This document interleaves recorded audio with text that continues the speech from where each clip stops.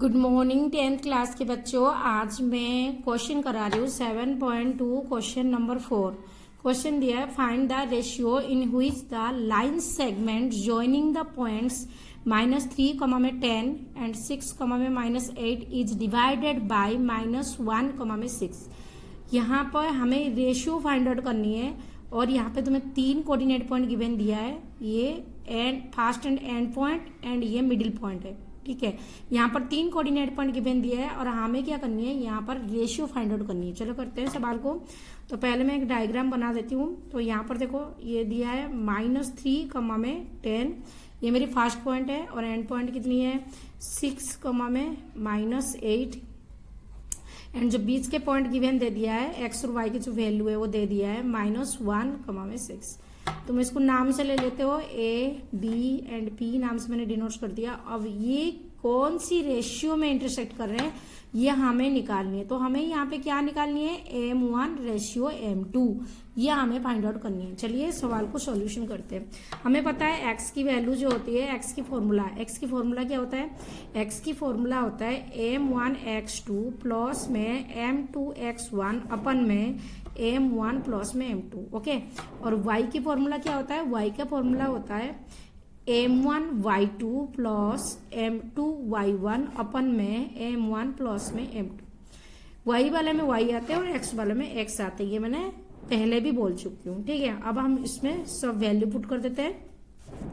इस तरफ की तो जरूरत नहीं पड़ेगा, इसी तरफ सॉल्यूशन में हमारे रेशियो निकल जाएंगे। x की वैल्यू यहाँ पे दिया गया है, देखो मैंने बोला था ये x और y की वैल्यू होते हैं। x की वैल्यू कितनी है -1 है, तो जहां पर x है वहां पर हम क्या लगा देंगे -1 रख दिए।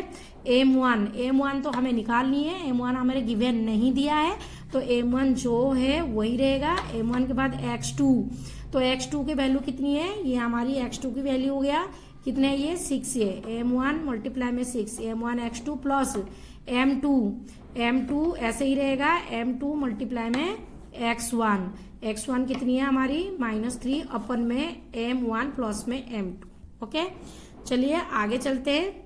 हमें क्या करनी है, ये यहाँ पे क्या है, यहाँ पे ये डिवाइड है, इधर जाके क्या हो जाएगा, इधर जाके मल्टीप्लाई हो जाएगा। ओके, तो हम इसको इसमें मल्टीप्लाई कर देते हैं तो ये आ जाएगा -1 और कितना आ जाएगा M1 प्लस में। सॉरी बच्चों, मेरे वीडियो बीच में रुक गए थे, मुझे पता नहीं था और मैंने यहाँ से लेके पूरी यहाँ तक सवाल कर दिए। बाद में देखे तो मेरे वीडियो बीच में रुक गए थे। कोई नहीं, मैं इसको समझा देती हूँ, जो मैंने कर दिया एंडिंग उसको मैं समझा देती हूँ। ओके, तो -1 में यहीं पे थी मेरे वीडियो रुक गए थे। -1 इक्वल टू 6 M1 प्लस में ये सारी डिजिट मैंने ऊपर से लाई थी, मैंने बता दी थी।